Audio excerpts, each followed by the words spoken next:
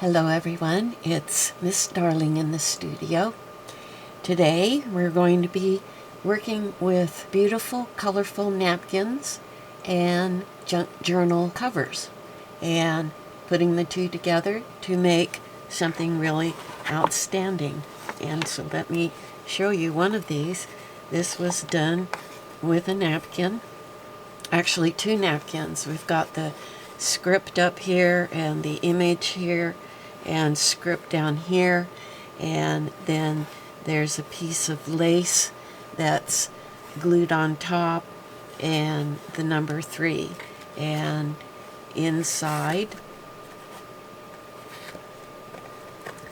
we open it up and inside it looks like this with some very exquisite vintage imagery, and that, is color coordinated and just really suitable.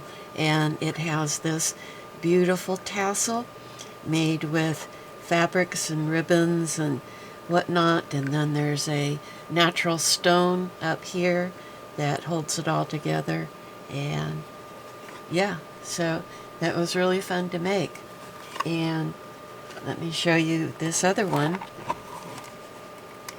This is two colorful napkins. It's the same napkin, but because of the size difference, it is two napkins that are collaged together to look as one. And we'll be making another one of these today, so stay tuned and I'll show you exactly how I did this. And this, of course, has a beautiful little tassel, again, that repeats the colors of the front of the journal. And let's take a look quickly at the inside of this one.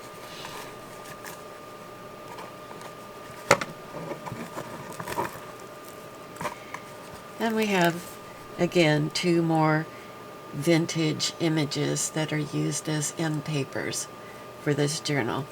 It has a 1-inch spine, which is plenty big enough to do 2 full signatures and embellish them with quite a bit before they become, just really chunky.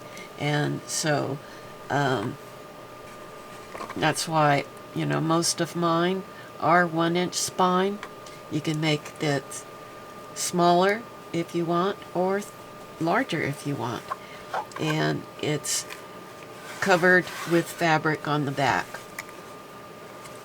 And let's see, and bring this one back real quick to show you the back of this one. This one was also covered with fabric. It has a 1-inch spine, and the fabric is here in the middle of the center as well to tie it all together. So let's get to it. I have a nice, fairly large collection of beautiful napkins. They're not all suitable for this type of project, but you probably have to collect quite a few in order to find what you want for each project that you do that involves a napkin. And so the one I'm going to repeat today is this particular image here, and I have an extra napkin of it, so I could even do more, but today we're just going to do one.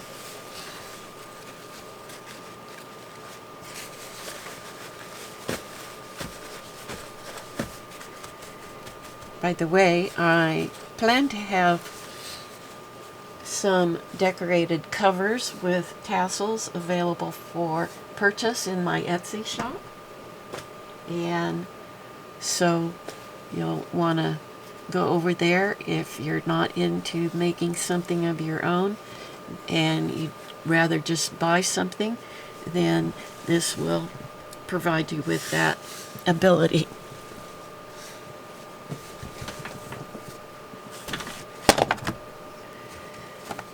Okay, I like using mat board as the substrate for my journals because they are they are very sturdy, and they are very clean and easy to work with. And so while I have made journals that were not as thick, not as sturdy, I've even made some that were completely pliable. If I'm going to make a sturdy cover, I'm going to use mat board. And you can buy this online or at your local framer in bulk, or just however much you want to have on hand.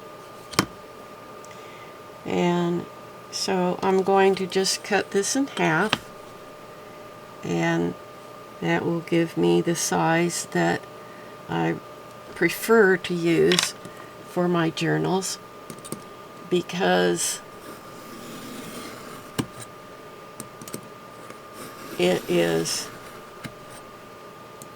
the size that, it's the largest size that my printer will print on, and so it makes it real easy to have your papers fit in the journal. There's minimal trimming that you'll have to do, and for that reason it winds up being a really good choice for me. And I'm going to again make this a 1-inch spine. As I said earlier, you can make a smaller spine or a larger spine, it's up to you.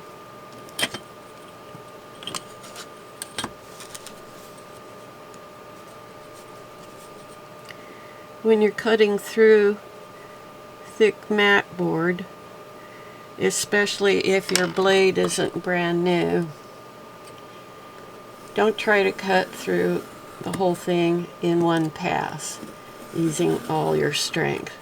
It's much better to do several passes using just a minimal amount of pressure until you work your way through the whole thing, and you'll know when you've gotten through every last bit of the mat board. It will just start to break apart and you'll feel it.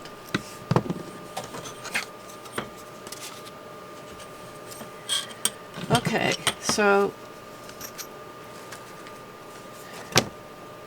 now I've got a front and a back and a spine. And I'm going to use my grid here to help me lay it out. And you want to put a little bit of space between each side and the spine. And if you don't build in a little bit of space there, you're going to have a great deal of trouble closing your journal cover. So I leave about, what's that, about not quite an 1/8 of an inch, somewhere between a 1/16 and an 1/8 of an inch. Try to make sure, line everything up along the bottom, and then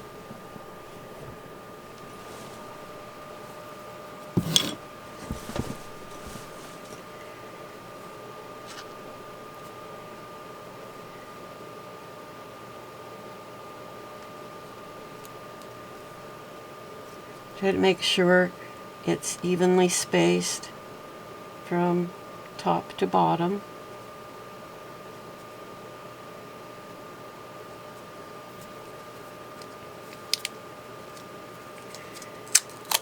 And then I like to take preferably white or off-white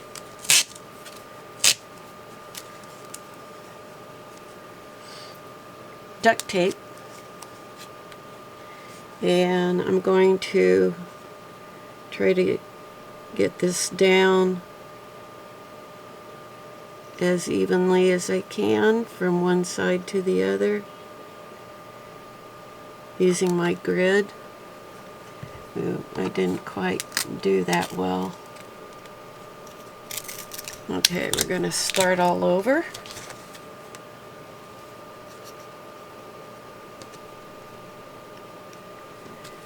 Let me see. If I set this side right about where I'm going to want to have the edge of my duct tape,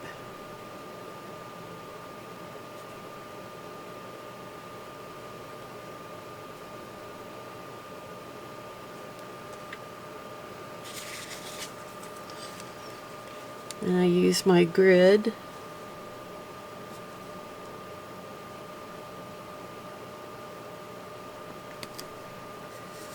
Okay, that's better. I can just see through it enough to know where the edges fall, and so I'm pretty evenly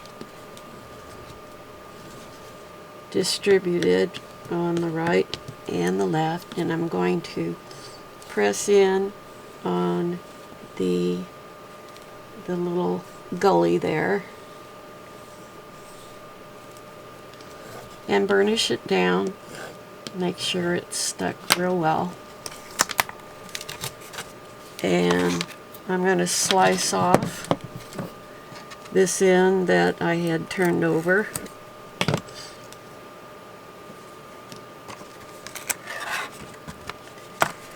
And turn it over and pull the ends up.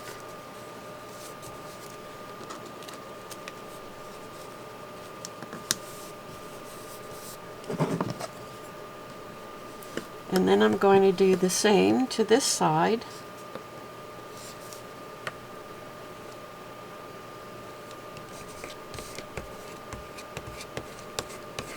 Burnishing it down real well. And let's see.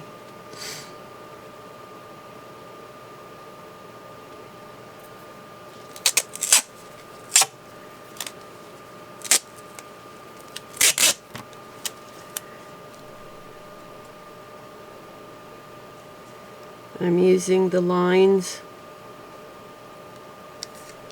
on the grid as a guide.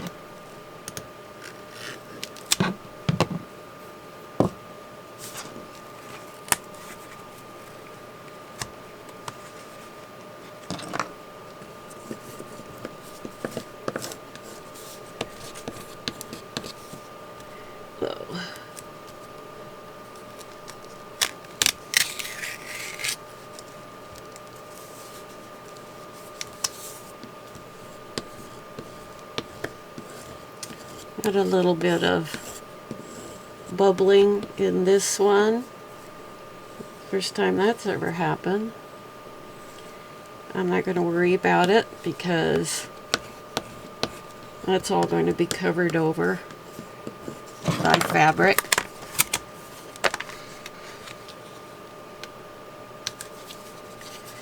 And just bring your ends over.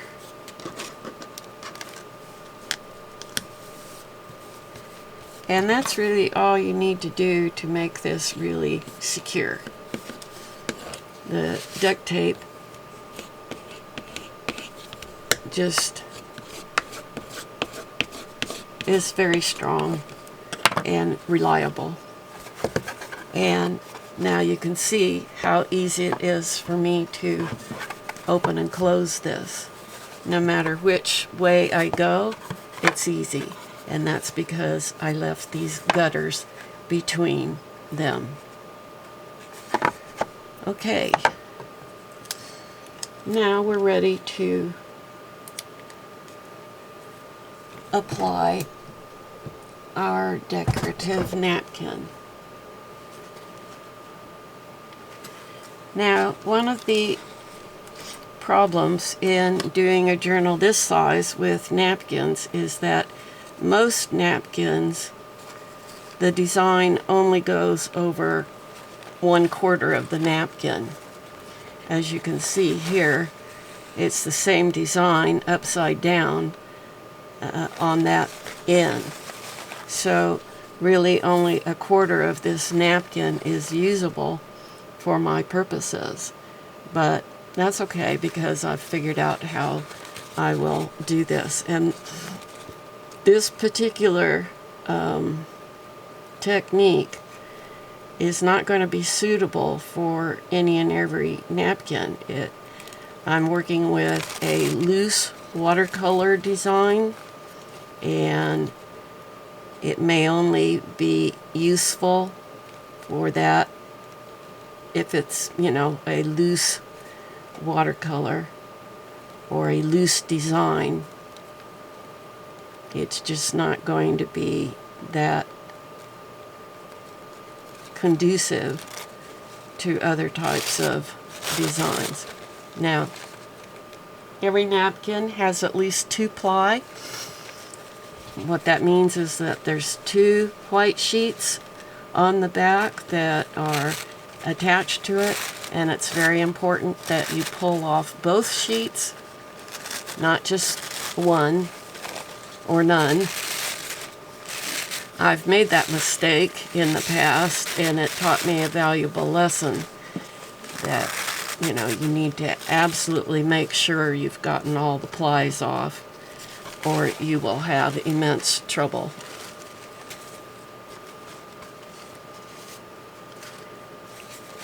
Okay, now I already have 1/4 that I've cut away from another napkin, and you can see that 1/4 of the napkin does not cover the whole vertical space of our journal. Now, one could say, glue, attach, collage the napkin coming from the top down, and then put a different one down here, a border of some kind, and that's certainly a way to go. I did somewhat of the same thing in this particular journal cover, where I had this calligraphy that I glued on the top, and it came down here, and I glued a larger section of it down at the bottom, and then I glued the napkin itself to above that. And because they're semi-transparent, you can see the I don't want to keep calling it calligraphy, it's actually script. The script writing you can see underneath the top napkin. You can see it up here as well. And I like that. I did that purposefully.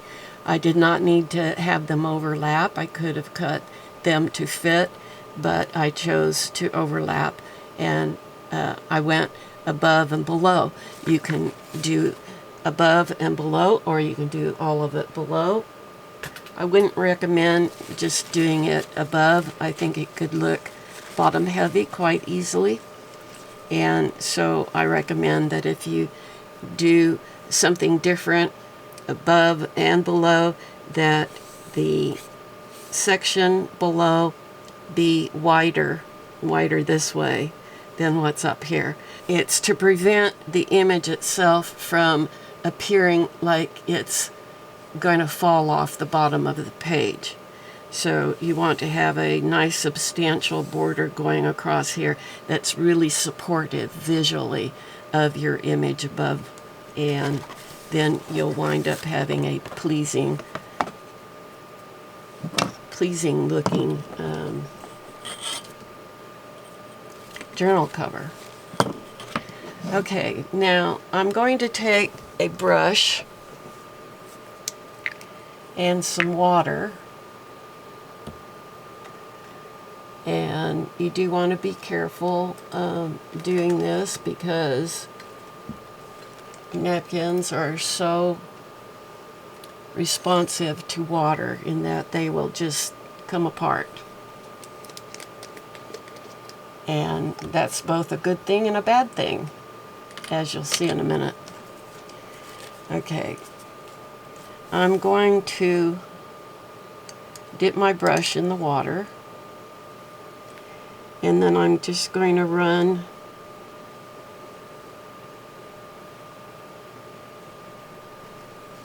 one strip down where the fold is, and another one up here.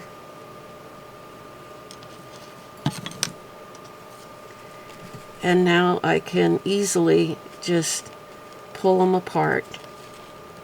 I don't have to cut. If you want a straight cut, then take your blade or scissors and do it that way. For me, it works just as well to do it this way.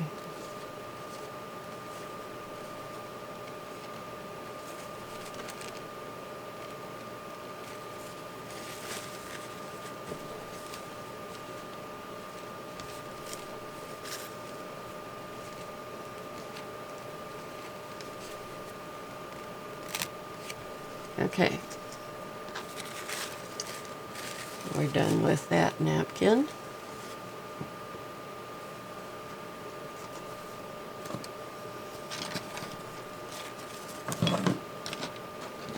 Okay,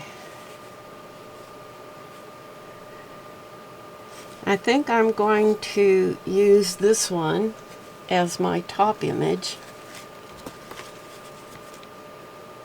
And this one was cut with a blade or scissors, I don't remember now. And I want to position it, up here.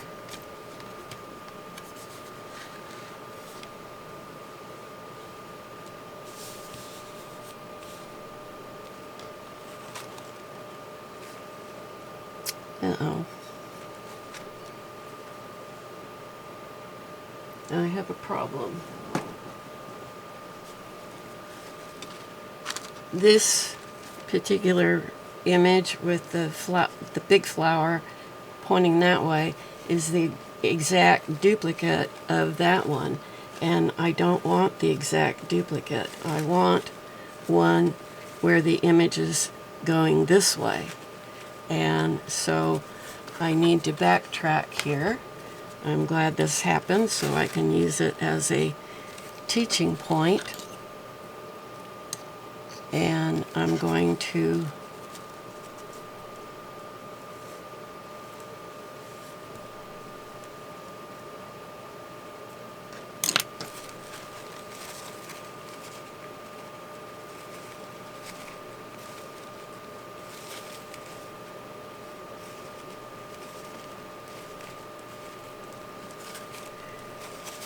use this other one.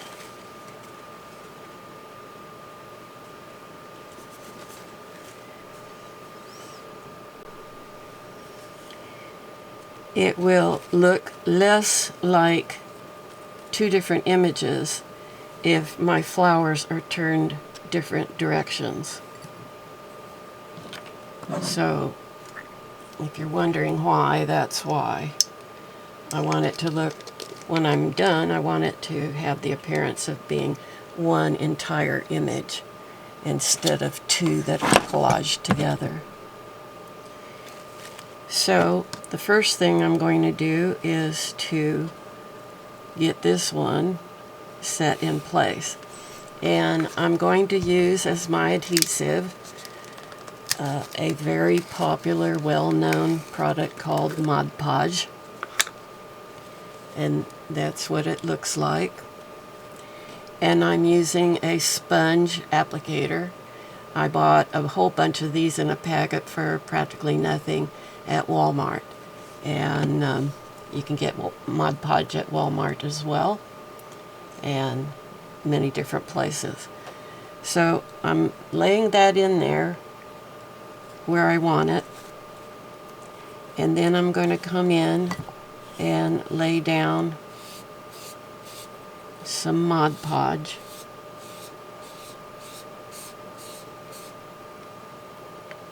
Oh. before I do that, I want to tear this. I'm going to tear it by hand without using the water because I want it to look very ragged. I don't want there to be an obvious seam line, if you will, going across the bottom underneath. So I need it to be more ragged, and that's best done just by hand without using any liquid. And then I'm just going to lay this in here.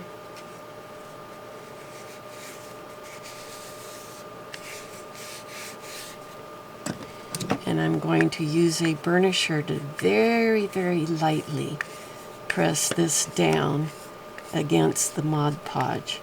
Now you're going to have wrinkling that will instantly show up. That's okay. That adds to the vintage look of it. But what you don't want to do is tear the paper. And so you have to do it very lightly, very carefully. And I need to beef up my adhesive down here toward the bottom.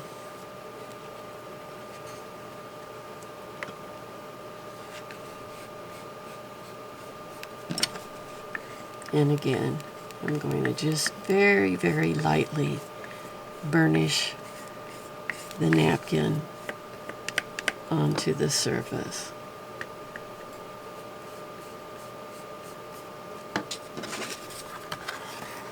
And now I'm going to come back and pull up my napkin and lay in some Mod Podge on this other side.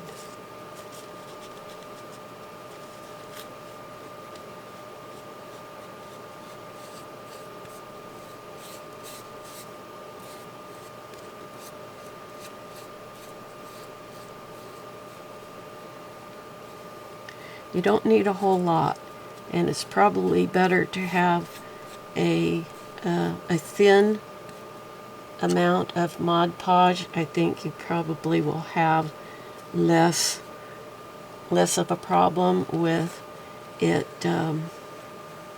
tearing on you.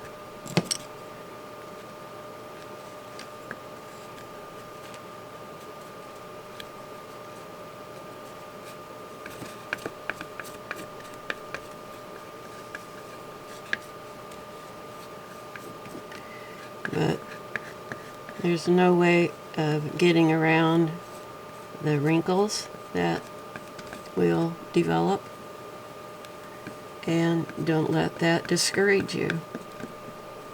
It's a natural part of the process. Remember, we're using a image piece here that is very, very thin, and so we really can't. Oop, got a little bit of tearing there. I'm gonna leave that alone. Okay, so there we have that. Now on the bottom, then I have a ragged edge here and a ragged edge there, but what I'm going to do is I don't really want this blue background down here where it's supposed to be earth. So I'm going to go back to my water source and my brush.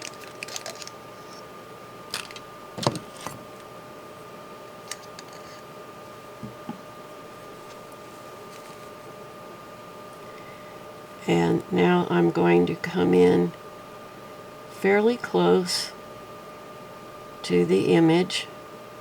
You don't want to get right on top of it, but you do want to get fairly close to the image.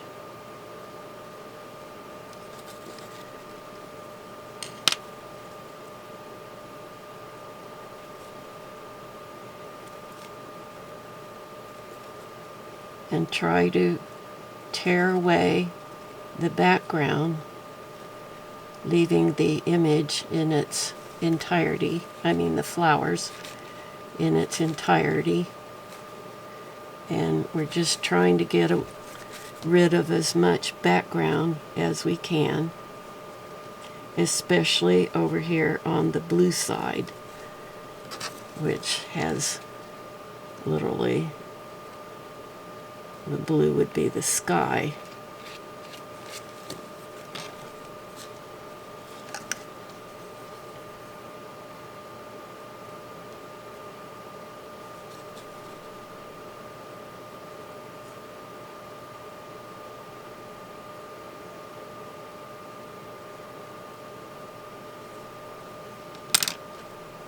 Okay. I'm going to tear quite a ways away from the flower as I can.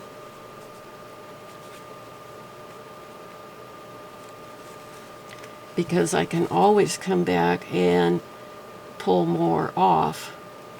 But if I tear too much off to begin with, then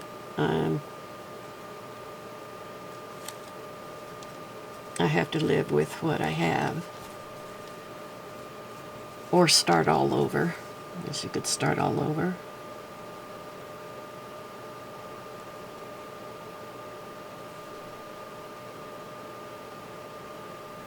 So here I am making rough tear. That's what we want, a rough tear on that background.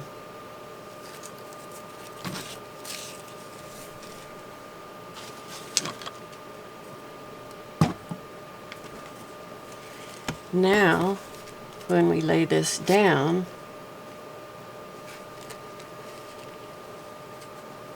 I'll be dropping it in approximately here. Unfortunately, I'll lose those two flowers there, but I'll pick them up here. So this is how it's going to come together. So now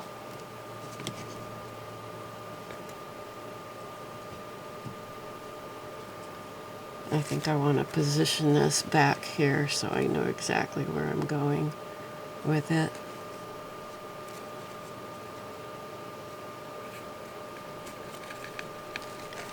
So the flowers that are underneath will simply look like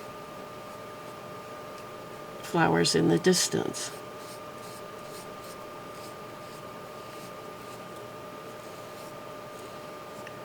They will recede to the back.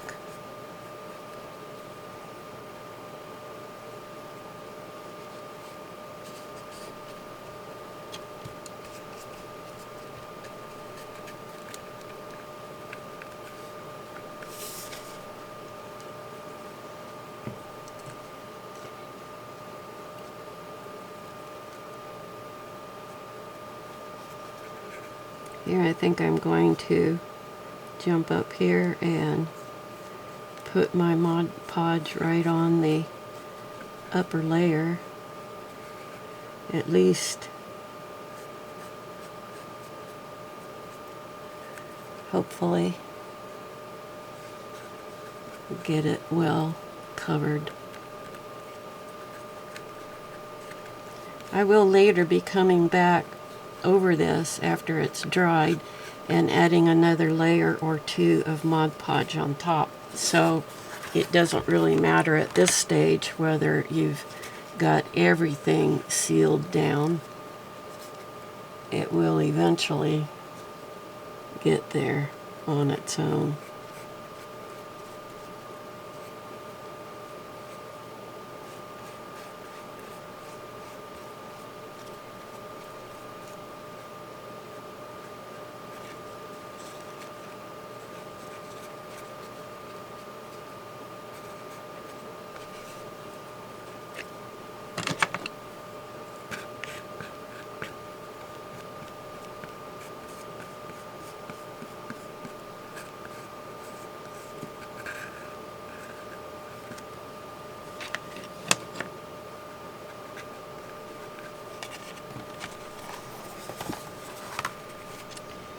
And I'm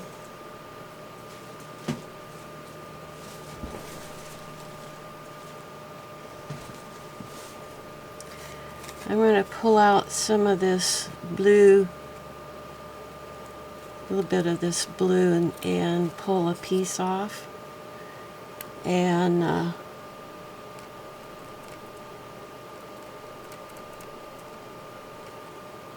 drop some Mod Podge in there, and then lay this little piece in there to cover up that section where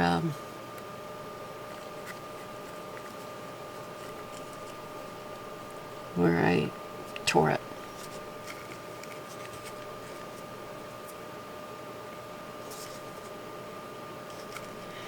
Now, you can, I would advise letting it dry. You can speed that up using a hot glue, not glue, a heating tool, but do it very carefully. Don't get too close to it because you might burn it and or discolor it, and you don't want to do that.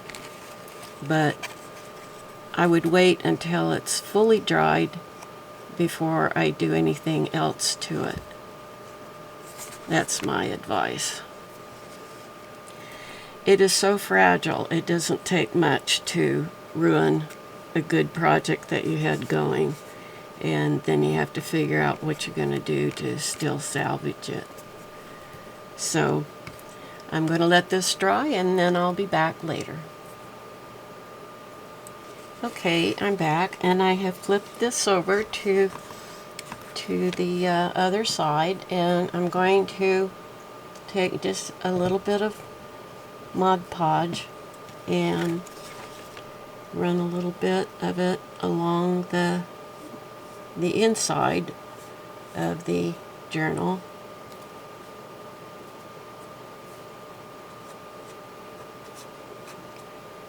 And a little bit up along the edge there, so I can then pull the ends over onto the inside. Now, you don't have to do this step. You could simply cut them off. I like the image going around, and I just think it's a little more, looks a little more professionally finished.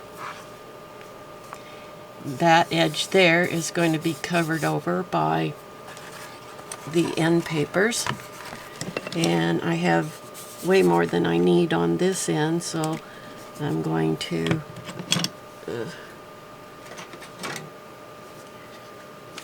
cut this off.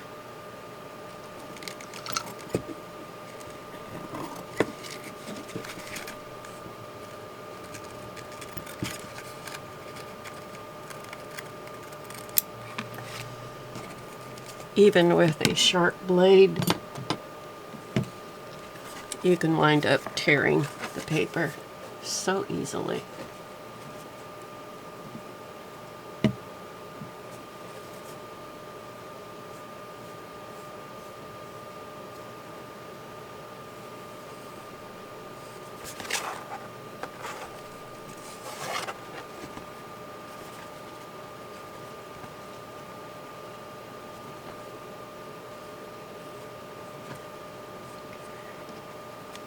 When I pull it over, I always start from the middle and work my way out to the sides.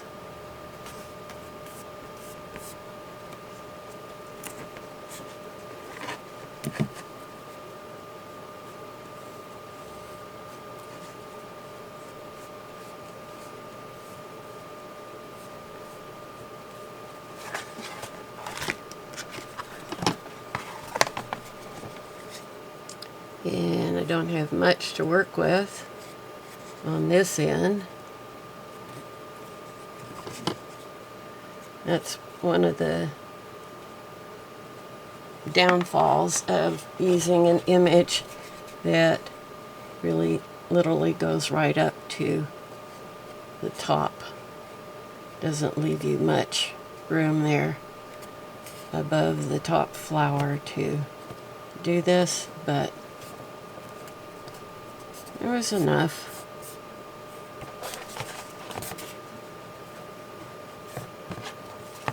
Okay, so you can see how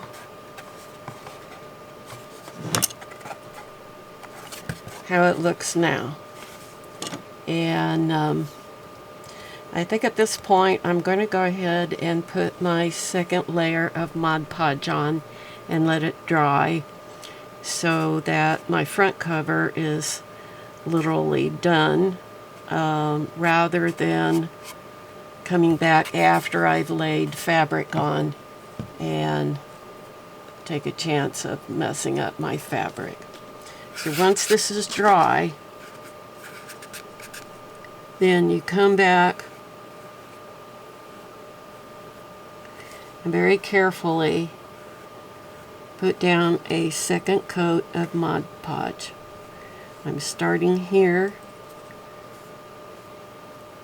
where my edges of the second sheet meet the undersheet, because they weren't 100% adhered to the bottom, and I want to make sure they don't accidentally get pulled up.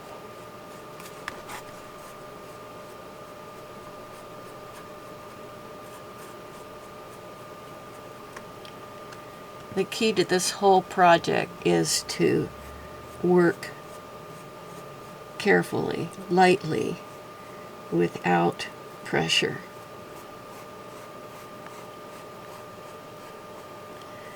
That's sometimes hard to do if we're used to being a little more rough in our handling of adhesive or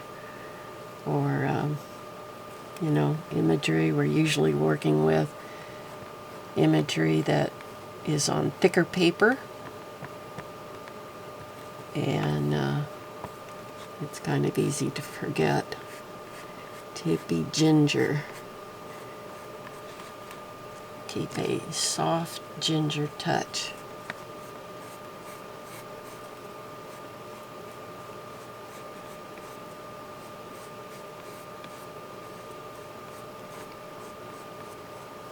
Once this all dries, it will be very sturdy to the touch, and you don't have to worry about tearing anything anymore.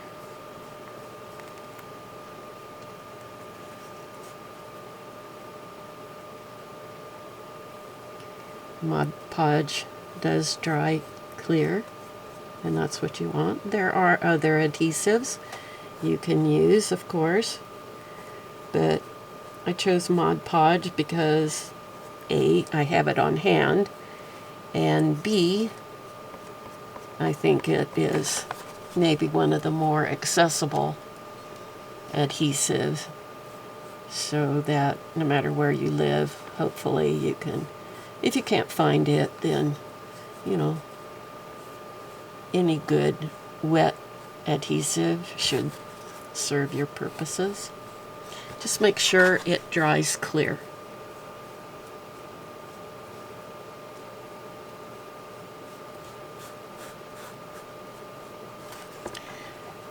The other thing is waiting until the first adhesion is fully dry before you put on a second coat helps keep it from bubbling up. That's another problem one can run into. You're not going to be able to avoid the little creases that develop. At least I haven't found a way to avoid that. If you have, I would appreciate you share that in the comments section. But we can and do want to avoid bubbles. Air bubbles, I mean.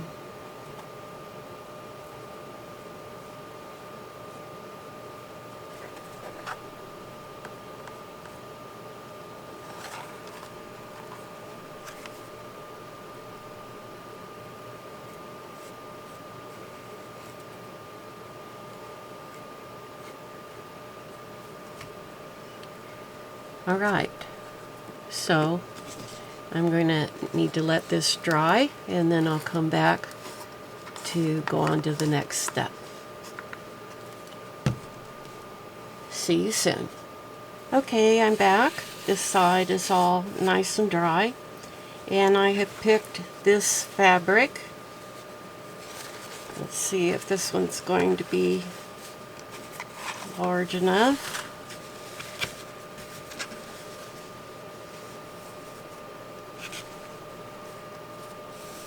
I want it to come all the way up to the edge.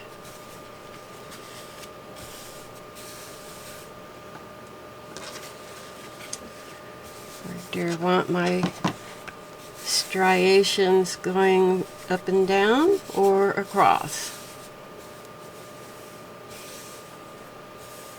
I think I like it going up and down. I've got this one too, which isn't as orange. Maybe we'll take a look at this.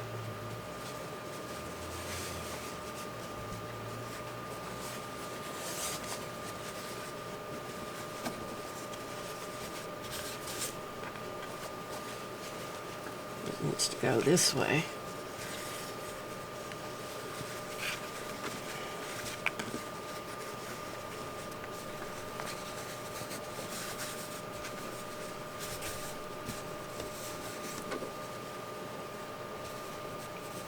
I think that would be good.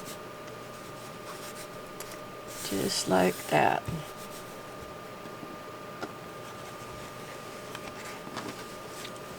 So,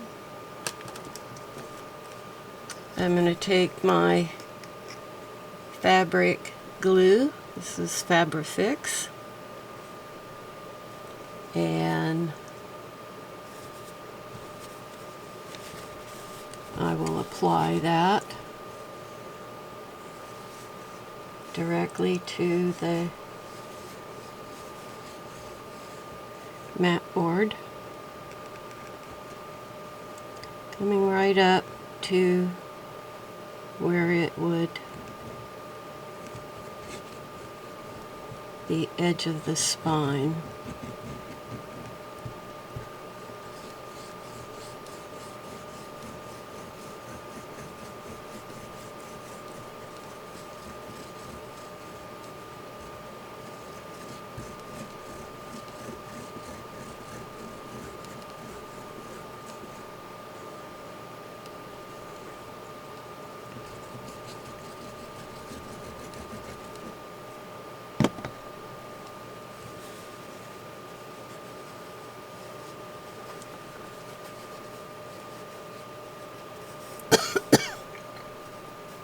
Excuse me.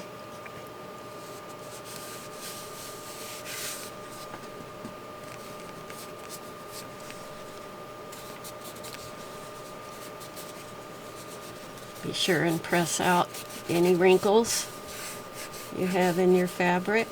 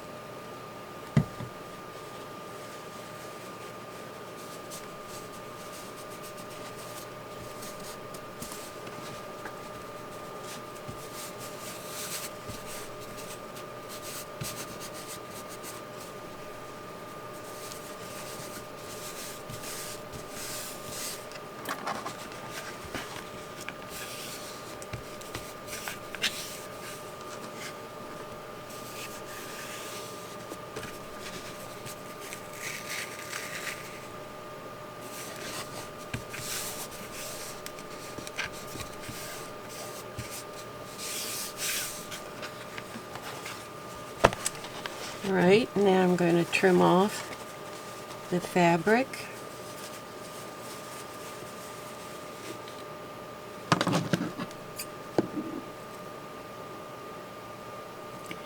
I'm going to leave enough to comfortably fold it over onto the inside.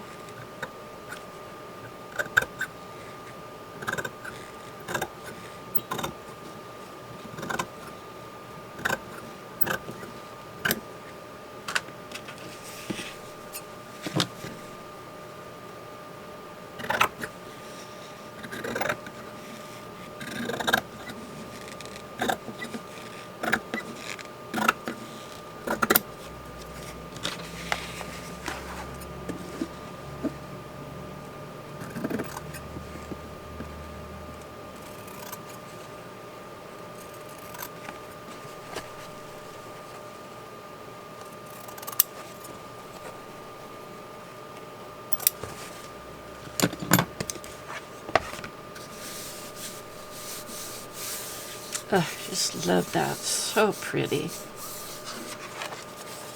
So pretty. Alright, now I'm going to come in and run a bead of Fabric Fix along the edge.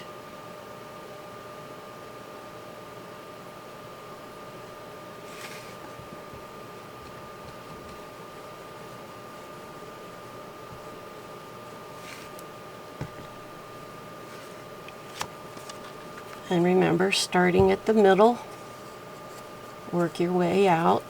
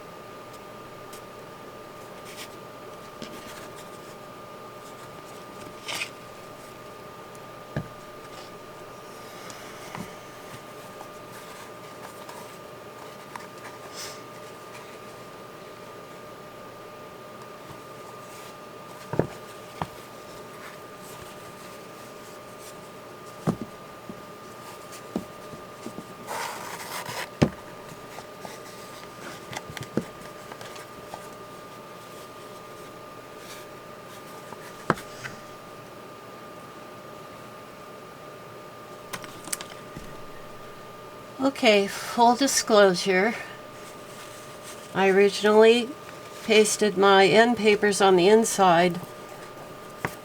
I glued them on upside down. I'm going to be honest with you. I have done that once or twice in the past, and I vowed it would never happen again, but it did. So you can see I have them on now. I had to use a slightly different masterboard. Same idea, but slightly different. I had it on hand, so I thought, well, I'll just use that one instead. So now I have it on right side up. Silly me.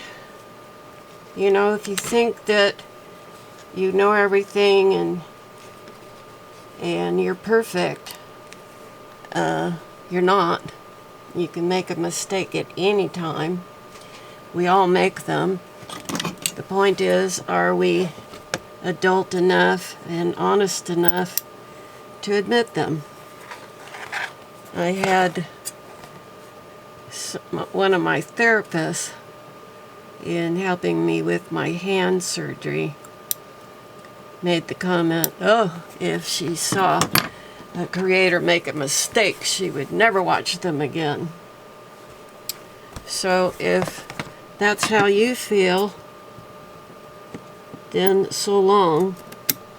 But be aware, you're just never going to find someone who never makes a mistake. The only difference, as I said, is whether they're willing to admit to it or not. So, that's it for this one. I'll probably make a tassel for this, but it won't be in this video. You'll have to come back to see how I make that. Remember to go visit my Etsy shop to see if there are any handmade covers there that you might like to purchase and save yourself the time and effort of making your own. And that said, this is Miss Darling calling this a wrap. Bye-bye.